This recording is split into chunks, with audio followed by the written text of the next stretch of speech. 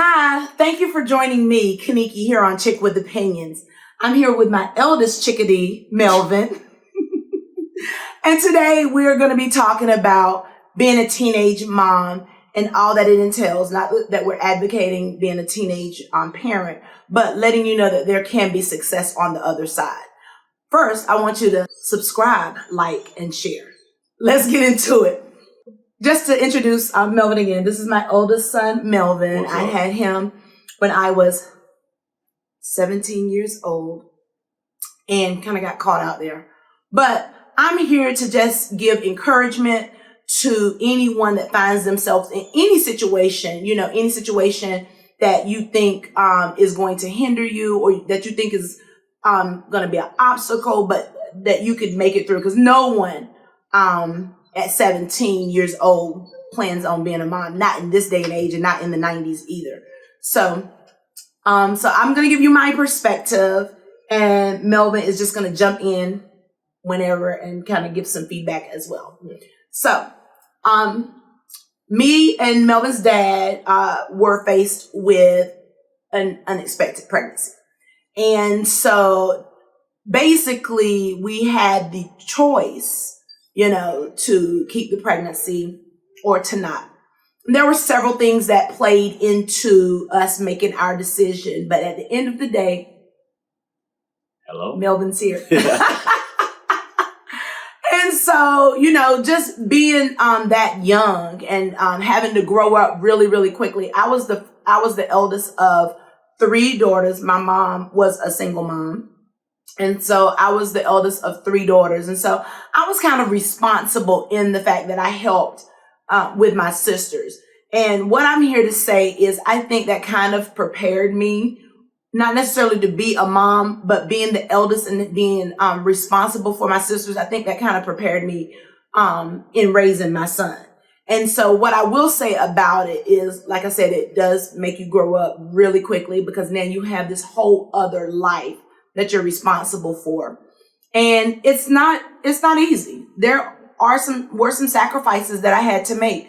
But when they say it takes a village, there is no other place I feel that is more important than, helping a single mom raise their child or children or whatever. It truly took a village. I want to give a shout out to my mom, Lena Tab, my sisters, Ed and Shanita, and my besties, my ladybugs, Somi, Nicole, and Christy, because it truly took us coming together to help raise this boy right here. It was a tag team effort. And so we're just going to talk about some of the struggles, some of the things that I went through, because I often feel, because like I said, I was 17 years, I hadn't even graduated high school yet. And so that's something, just finishing high school and going into college. And there were times, like once I graduated high school, there were times that I had him on the college campus. Everybody knew Melvin. Everybody knew Melvin. And it was just crazy because when I found myself in that situation, his father and I, when we found ourselves in that situation, we talked about getting married, but because it wasn't a pregnancy that was planned, I didn't want to enter a marriage, being young and I just thought that wasn't the way to go either. And so we didn't get married, but we steadied the course. And what I'm here to tell any young woman that's facing this, whatever you decide to choose, the choice is yours, but you can find success on the other side of it. What do you have to say about that, Malcolm? I'm kicking it from a kid's perspective. So everything to me was, I'm just learning as everything goes. And I feel like that's what we were both doing in the process. Right. My mom, the relationship that me and my mom have is unique, just due to the fact that she did have me at such an early age. So it was new. It was new in the sense of how she did things. I feel like her ways of doing things was a bit different. just due to the fact of the circumstances that she was faced with. What you mean different? Just like, as far as just like kind of allowing me to be independent at an earlier age. And that just goes to say about as far as the circumstances, right? That we were faced with. So let me just jump in right here. So Melvin was a latchkey kid a lot. Sometimes even when he probably shouldn't have been, but you do, under those circumstances, you do what you have to do because. You might need to let people know what a latchkey kid is. A latchkey kid, for those of you, now back in the 80s and 90s, it wasn't a big thing. Kids came home, let themselves in the door, fix their whatever. And so that's pretty much what he did. He, sometimes would have to come home from school by himself, let himself in, and things of that nature. But it just goes to say that we were both learning. Yeah. And I don't feel like it's a wrong or right way to do that. There was never any situations or circumstances where I felt like my life was ever in danger or anything was ever at risk or anything like that. I did have some bad little what's the word that I'm looking for? I had some mischievous ways as a kid, of course. Oh my gosh. But nothing too devious and nothing too crazy to mess anything up seriously. But the grace of God, right? Because this boy right here, he was very mischievous. He wasn't a bad kid, but he was always into things, and so that. Again, it goes to the village, right? Because I counted on my mom a lot. And at the time, my sister was still in the home. And so I counted on them to, be there to help. But once we moved to Raleigh, things started changing. Not changing in like a bad sense. I'm just talking about as far as like the overall dynamics of everything and like the living situations. Right. Because, we had Soam. Yeah. We had a little brother. I had a little brother with little Glenn. Right. There was a male figure in the house with Big Glenn. Right. So there was always an order. Because I'm old school. Yeah, there was always order. It was never any chaos at any point. Because I don't live in chaos. Yeah. And I am a firm believer, and I know this is not politically correct, but at that particular time, I was a firm believer in spare the rod, spoil the child. Now, I didn't abuse my son, but as a Black mother, I would rather instill discipline in him at an early age than and let him fear me and fear authority or have a firm respect of authority than for him to be let loose in the streets. I think today we often see, teenage moms, and you know what? I get it. You want to live your life, but the children didn't ask to be here. And so even though I had a great time in my 20s and my 30s, also I knew that I had a responsibility, which is one of the reasons I went to school. Straight out of high school, I went to school and made sure I got my degree because at that particular time, there was an importance in education, making sure you get a college degree. And I wanted to be, someone that my child could look up to. Not to say that if you don't have a college degree, you can't be looked up to, but I just didn't want my situation to just dictate my life and dictate where I was going to go. So I thought it was important, especially because I grew up in rural Smithfield and there was not a lot of opportunity in Smithfield. So I knew that I needed to, one, get out of Smithfield, and two, as a Black woman with a kid, I needed to educate myself because that was my way out of poverty, and plain and simple. And so I knew I needed to go to school, and I wanted to, kind of be an inspiration to my son that, things happen in life, and it might, create a bump in the path, but it shouldn't steer you completely off your path. You can still reach your goal. You just have to go about it a different way. And so I wanted to be that inspiration to him.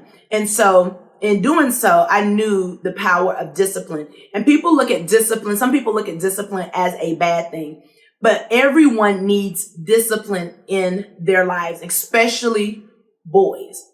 And you have to instill it at an early age because my son is 6'9".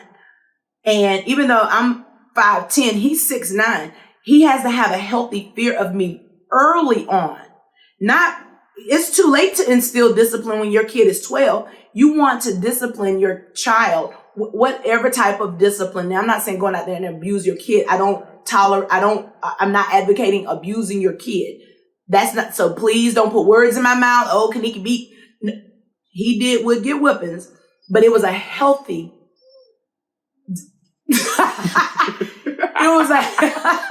it was a healthy disciplining. I mean, as you... And let me touch on something as Go far as ahead. that discipline. And also early on, what my mom also instilled was a healthy relationship with sports.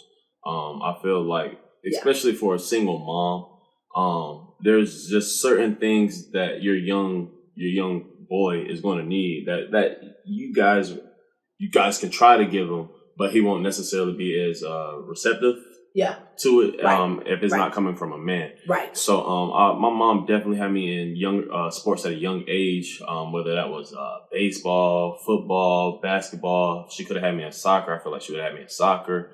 And it's never enough. Yeah, honestly, it was never enough. and having a stern mom and a mom who really didn't play about her child, and also having sports that could potentially be taken away from me as well if I didn't, do what I was supposed to do as a kid. That was also another line of discipline. And from sports, you get it's just a different type of discipline because you're you listen to a stranger at the end of the day. So I feel like that being into sports at a younger age or anything as far as like a team aspect, I feel like it is really beneficial towards a young man's growing up and just certain respect levels and certain manners that he will develop over time just being in the sports. Yeah, I think it's really important to have, especially if you're a single mom, just like if you're a single dad, you need really strong females in your daughters and sons' lives. And so if you are a single mom, you need really strong male figures. And I'm going to give a shout out to Tony Edwards because he stepped in and was the father oftentimes to a lot of the kids that were coming up on Melbourne's basketball team. And again, I had him when I was young, so I didn't have any other kids for a long time. And so being a part of a team and part of a sports organization, not only did it teach him a different type of discipline, but it also connected him with a brotherhood because he didn't have any siblings that lived within the home. So it connected him on a brotherhood. And sometimes you can be closer to the people that you're not blood related to than you are to the people that you have blood relation with. And that's just a different dynamic. So I thought it was really important to get him into sports, especially sports with other males, because I am a woman. And although we like to say, oh, we can, teach him, there are certain things that I'm not going to be able to teach my son. Now we had I'm that mama. We really had conversations. Nah, she does. I'll go conversations. I thought she was about to talk about her skills on the court or anything. Now she was more of a sprinter. I don't know about sprinting. I ran track. Yeah. I did something on the track. I don't know. We're not gonna put on that hardwood. Yeah. But I just thought it was important, and like I said, to have another form of discipline when it comes to my male son, and and it goes back to, I would much rather have him have a healthy respect for authority now than to get out in these streets and not care about authority and not care about, there are ways to do things. I think what we have in this world today, we have a lot of people, women in particular, that want to be their kids' friends, want to not. And I get it, because you want a life better for your child than you had, but you got to instill discipline. You can't, be at the club every weekend. I mean, get your time in whenever you can, but you have to be there for your child. You have to set a healthy example. Let him see you going to work. Let him see you getting your education. Let him see you being a nurturer. There was one of the things that he could count on is a meal on the table. I was a cook during that time. I didn't have a lot of money, so we weren't going out a lot. And my mom was just a hustler, to be honest. Truth be told, like even this podcast that she's doing here, it's just, she always, it was always a motivation to just live up to her standards, So growing up, I remember my mom, she was working at Embassy Suite.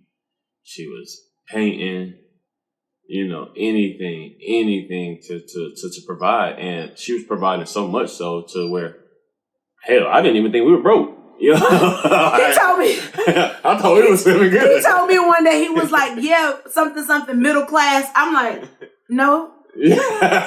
We're poor. We're one paycheck away from being on the streets. Let me lose this job.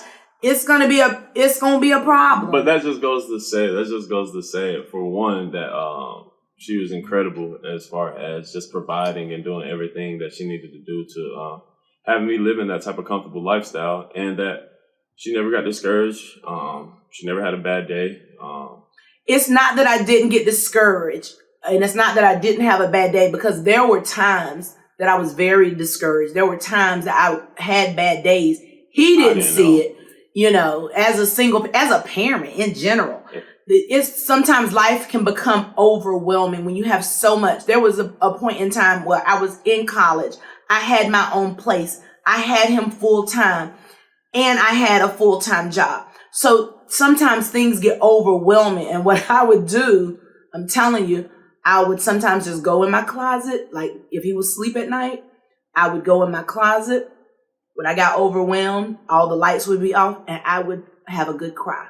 I'm like, Kaniki, you're going to have this moment to get it out, and then you're going to pull yourself together, and you're going to move forward. And that's what I would do.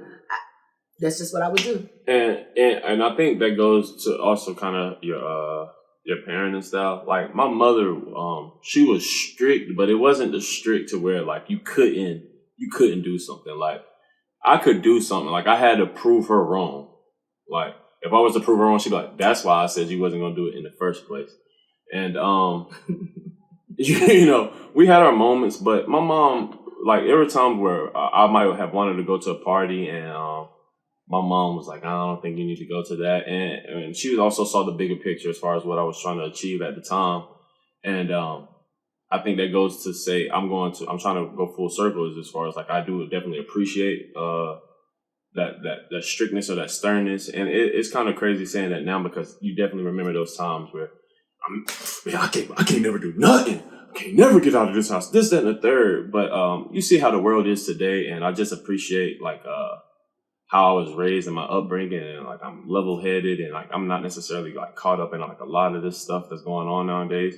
And I feel like that really goes all back to as far as like my upbringing and the village that I was raised with, and just this lady right here, honestly. Yeah, I mean, we all, like I said, it took a village to get to this point. He went to school on a full athletic scholarship, and one of the things I will say is that I always had his back. Right, wrong, or indifferent, I always had his back. Now, I will say this. Your children will set you up, because he set me up one time. When they say, fool me once, shame on you, fool me twice, you ain't gonna fool me again. Well, we ain't got to go into the details. We won't go into detail. Right, but we said that earlier. But he will, kids will set you up. They will lie and have you, rah, rah, rah. I was never that rah, rah, rah mother, because I knew how I was as a child. And so I was never that, I'm just going to go tell them people and this, that, and the third. But I know my child, and I know about what he is and is not going to do. I'm going to sit and listen to you. Right. See what it sounds but like. I'm always question, because one thing I would always tell Melvin, don't get me in front of these folks. And tell me that you lying. Because that happened one time. It only happened once. Because I don't play those games. And he knew that. Listen, I'm your biggest advocate, but I need to know what I'm advocating for. I need to know my course of action. I need to know what are they going to throw at me when I get in there. So I can, counter my movements and get in my head what I'm going to say and stuff. And so that only happened once. Yeah. And another thing too, that I find in, just raising kids and stuff, we always, or I shouldn't say we always, but sometimes we put ourselves on pedestals, right? Oh my God, I never did that as a kid. Now see, I couldn't do that because everybody do the math. I was, young. So I remember there was a time where Melvin, was it at a birthday party or something? I can't remember what it was. I think it was Montel talking about some I think I said my age, and he was like, well, Miss Kaniki, that means you had Melvin at. I said, don't be doing math now, do it in school. So we, as parents, stop coming at your kids as if you never had a life before them. You know what you were doing in your 20s and sometimes your 30s, sometimes your teens. You know what you were doing. So come at your kids from that perspective. I think that's one of the things that I always kept it real with Melvin. Like even before he went off to college, there were certain rules that I told him that you would, I'm not rules, but things that I told him that you wouldn't expect to come from a mother when it came to like having sex and just dealing with women. Dealing with women in general. There were certain. I mean, but that was different. You know, shout out my mom and just my village, as far as just grooming me to kind of have success on a national scale at a young age, and it was hard. Like it was hard as far as I can imagine trying to, you know, shape something like that, because my mom is a country girl, and she's not really big into sports. So when that, I'm an athlete. right? So when that stuff started happening, I can imagine now that it was a bit overwhelming. Even like some of the attention that I was getting on, and some of the phone calls that she was getting, and people recognizing her, and just having conversation with her, and just to really just keep me level headed, really keep me grounded, and just really try to see the bigger picture, see it through. You know, you got to keep your kids grounded. You got to keep them keeping them grounded. Yeah, you got to keep them grounded. You got to keep them prayed up. There were times where I would go, you know, and bless, take some oil and anoint his head in his sleep. Pray over your children. I believe in the power of prayer. I believe that God answers prayers, that he is a miraculous God. He heals and he answers prayers. I wouldn't be sitting here if he wasn't a prayer answering God. He wouldn't be sitting here if he wasn't a prayer answering God. So I believe in anointing your kids, and just praying over them, praying that whatever this world has for them they will not succumb to. Pray for mental stability. Pray for a good heart. Pray for a well-grounded human being, a good citizen in this universe, atmosphere that we have out here. And I think, you know, for the most part, he's that person. Yeah, I definitely, you know, things could definitely be a lot differently now if, you know, certain circumstances and situations wouldn't have happened. But, you know, I'm definitely thankful for who I am today. And I definitely know everything does happen for a reason. And I just appreciate my mother so much. And I don't necessarily think she knows. You need to visit me more then. Right. But no, I really do. I appreciate my mom so much. And like, I honestly, I just want to take this time and say thank you. And I do love you. I love you too, boo. Get me, honey. That's, let me tell you, he might be 6'9", 260 some odd pounds, but my hey, ain't nobody. This is my baby. Boo boo. Boo boo. Just like I said, I want to thank you again. You're welcome, boo boo. And Thursday. Well, support Chicks with Opinion. Chick with Opinions. Listen, thank you so much for checking us out today. I just wanted to let everybody know there is success on the other side. Don't give up. Keep your eye on the goal. Set a goal and keep your eye on the goal. Chick with Opinion. I'm Kaniki. This is Melvin. It's not an attitude. It's a movement. Peace.